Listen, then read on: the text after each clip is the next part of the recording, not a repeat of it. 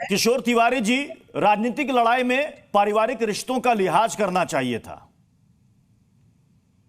तो एक बात बोलूं, आपने तो बाप बेटी लड़ रहे वो नहीं बताया। धर्म बाबा आत्राम और उसकी बेटी शिगने की भी भतीजी लड़ रही। महाराष्ट्र में 40 जगह लड़ रहे हैं, कई जगहों पर लड़ रहे हैं सर, कई जगहों पर लड़ रहे हैं, कई जगहों पर। हाँ, अब मैं बताता हूँ। यहाँ पर मैंने सुशीबेन शाह को देखा, यहाँ मैंने मेरे मित्र ब्रिजमोहन श्रीवास्तव को सुना। कल इनकी पार्टी के ये अजीत पवार, एकनाथ शिंदे बहुत हाई कमांड है, लेकिन ये कल कहाँ गए थे? गलत क्या अमित शाह के। एक मिनट, मुझे बीच में मत बोलो। देखो, मैंने बोला नहीं, ये कोई डिबेट है? नहीं, सुशीबेन जी एक सेकंड सुन तो लीजिए। किशोर तिवारी जी बहुत खामोशी से सुन रहे थे। जी बोलिए किशोर तिवारी जी। देखिए, मैं देखो अभी ये सुशीबेन शाह या मेरे मित्र ब्रिजमोहन श्रीवास्तव, इनको कितने सीटें मिल रही है बता दे। मुझे मालूम है कि गद्दारों को टिकट दे दी उन्होंने, जितने गद्दारी की, जितने हमारे आदेश पर पार्टी छोड़ के आए, उनको तो टिकट दे दी। उसके बाद एक एक टिकट के उम्मीदवार अमित शाह तय कर रहे हैं। और पृथ्वी, तो मैं बताता हूं, महाराष्ट्र में हमको पार्टी वार्टी का नहीं देखना है, हमें गामा वायरस को रोकना है। जो गौतम अडानी, ये बड़ी बात कह रहे हैं किशोर तिवारी जी। किशोर तिवारी जी, आप बड़ी बात कह रहे हैं कि शिवसेना शिंदे गुट के उम्मीदवार बीजेपी तय कर रही है। मैं बताता हूं ना, मैं कितने नाम ले लूं अब। अभी आदि आने दो। देखो, अभी ये दोनों भी है ना यहाँ बैठे हुए, इनको बोलो कि तुम कितने उम्मीदवार लड़ रहे हैं। कितने उम्मीदवार लड़ रहे हैं? वो तो आपसे कह रहे हैं कि आपको उम्मीदवार नहीं मिल रहे हैं। आपको इनके अंदर की बात मालूम है कि सारे उम्मीदवार बीजेपी तय कर रही है दिल्ली से। एक मिनट, मैं बता रहा हूं। हमारे यहाँ कांग्रेस में 288, शिवसेना में 288 के लिए फाइट चल रही है। और शरद पवार जी के पास तो इनकमिंग इतना बढ़ा हुआ है। और बताइए, जो पार्टी जीतते रहती उसमें लोग आते रहते। अब मुझे बताइए, सुशीबेन शाह, आप गद्दार हो, आपने विश्वासघात किया है। आप अजीत पवार ने चाचा को फोड़ा है, और एकनाथ शिंदे गैंग ने बाला साहेब ठाकरे के बच्चे को छोड़ा है। जनता तय करेगी ना, जनता तय करेगी। मुझे सुशीबेन शाह जी, इसके बाद मैं सिद्धार्थ यादव आपके पास आ रहा हूं। सुशीबेन शाह जी, मैं किशोर तिवारी जी को इतना बता दूं, मेरे बड़े भाई हैं। सीटें बोला, 2019 में नहीं सीटें बताओ। अरे अभी आप कितने लड़ रही है, सीटें बताओ। कितने लड़ रही है, सीटें बताओ। किशोर तिवारी जी, हमारा प्रवक्ता कितने सीटें लड़ रही है बताओ ना। चिल्लाओ मत ना भैया, बोलने तो दो। अरे तुम बोलने तो दो भैया। देखो, महाराष्ट्र की जनता चाहती है, मुझे बोलने तो दो तिवारी जी। शिंदे गिरमेटिया मजदूर बन गए। अरे भाई, बोलने तो दो भैया। कितनी सीटें लड़ रही है बताओ, कितनी सीटें लड़ रही है? ठीक है, बोलने तो दीजिए, बोलने तो दीजिए। किशोर तिवारी जी, आपने सवाल कर लिया ना कि कितनी सीटों पर लड़ रहे हैं, बताओ। बता तो रही है, सुन तो लीजिए। सुन तो लीजिए मेरे भाई।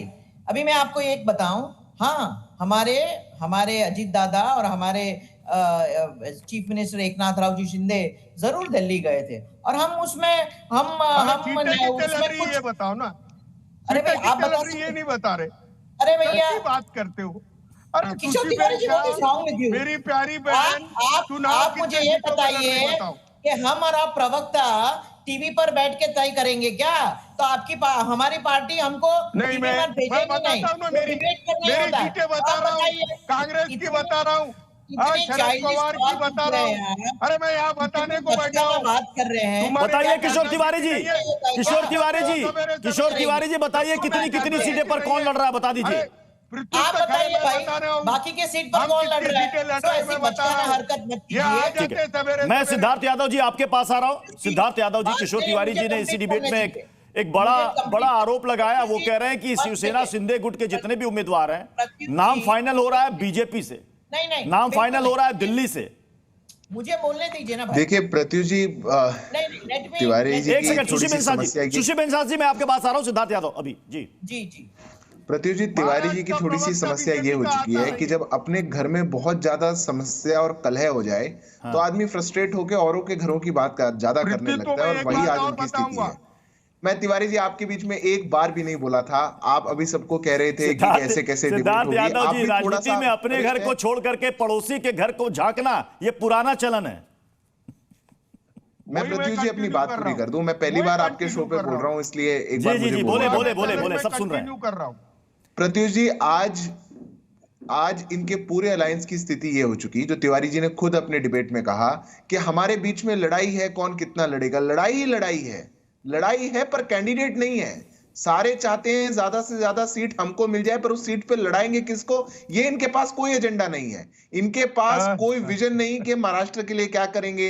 इनके पास कोई कहने की बात नहीं, वही पुराना राग, वही पुरानी रटी रटाई बात, वही चुप होते जाते हैं। आज पहली बार महाराष्ट्र के अंदर कोई अलायंस आया और कोई सरकार आई जो कह रही है कि हमारे 2.5 साल पर आप हमको वोट दीजिएगा और हम विजन रखते हैं कि हम 1.5 ट्रिलियन की इकोनॉमी महाराष्ट्र के बनाएंगे। बोलिए, अगर ये बोल सके तो। जब इनको जनता ने मौका दिया था और इनने अपनी खिचड़ी सरकार बनाई थी, जनता के मैंडेट को अपमानित करने का काम किया था, तब तो ये घर में बैठा करते थे, तब तो इनसे बाहर नहीं निकला जाता था। आज निकल कर आए हैं कि चुनाव लड़ेंगे, तब भी औरों के घरों में ज्यादा झांक रहे हैं। अरे अपने घर की चिंता करिए। जितनी खींचतान आपके यहां पर है, जो कार्यकर्ता आपके पास नहीं बचा, जो कैंडिडेट आपके पास नहीं बचा, अगर इसी मुद्दे पर भी चुनाव लड़ना है तो इसकी भी चिंता बहुत है। पर जनता के लिए विषय बहुत है, जनता आज विषयों पर अपना मतदान करेगी। लेकिन सिद्धार्थ यादव जी अभी हालिया चुनाव की जरा हम बात कर ले, लोकसभा चुनाव की स्ट्राइक रेट देख लीजिए, आपका स्ट्राइक रेट कितना था।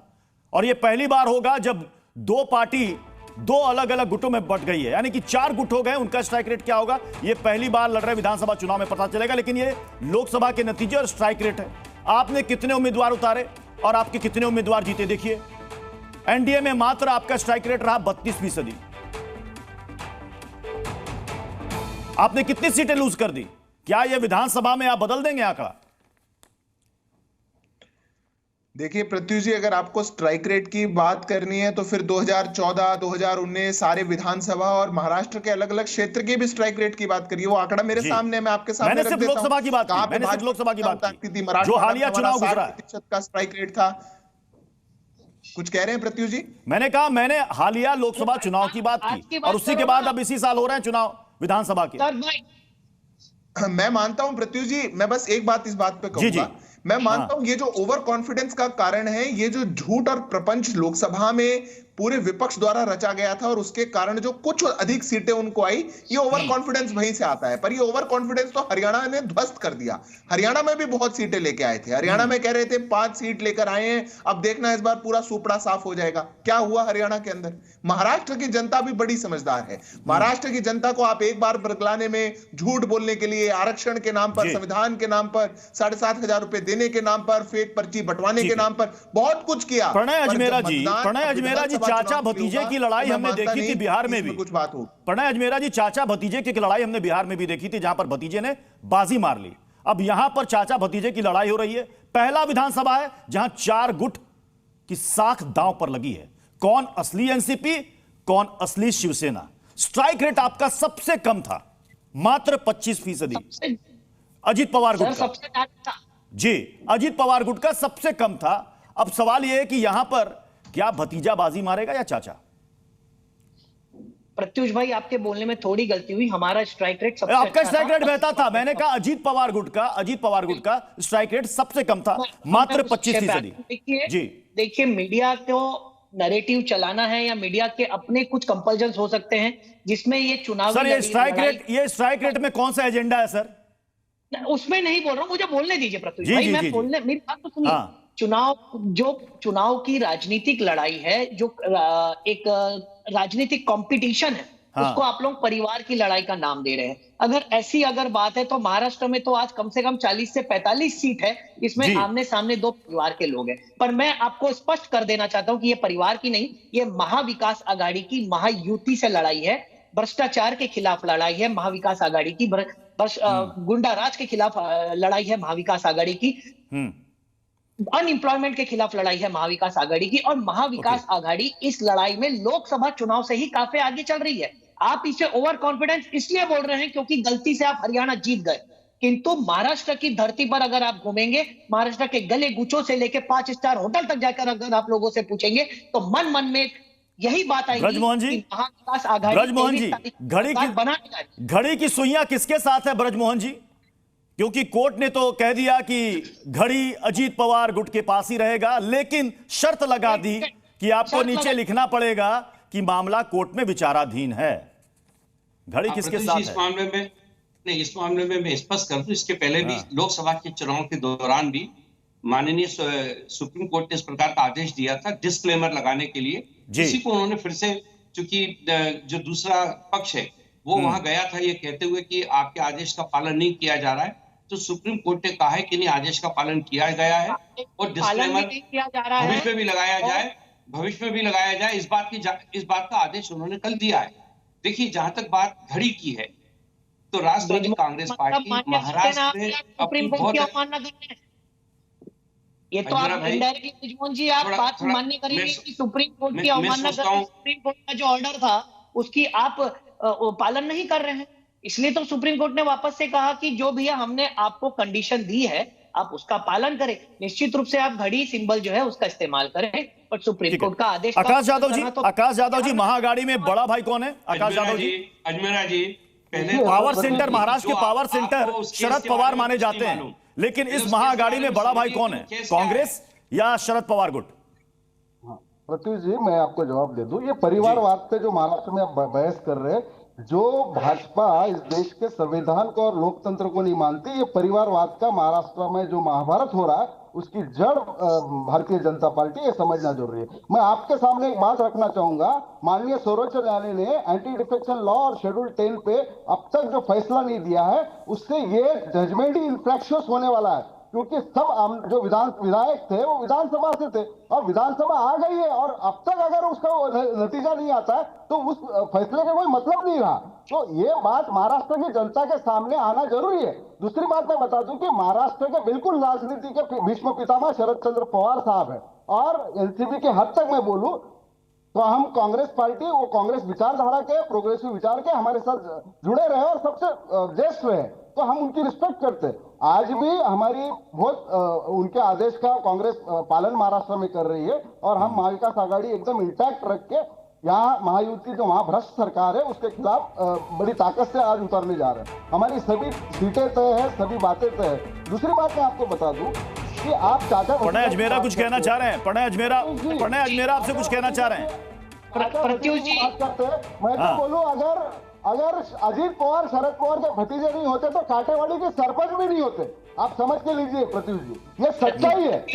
जो वहां का जड़ है, जो फंडामेंटल ये है वो शरद पवार है राष्ट्रवादी के, और उनके अध्यक्षता में बनी पार्टी को अगर चलिए सर, समय इजाजत दे रहा है। माफी चाहूंगा आप सभी से, इस डिबेट को यहीं पर समाप्त करना पड़ रहा है। बहुत बहुत शुक्रिया हमारे साथ जुड़ने के लिए। जी न्यूज़।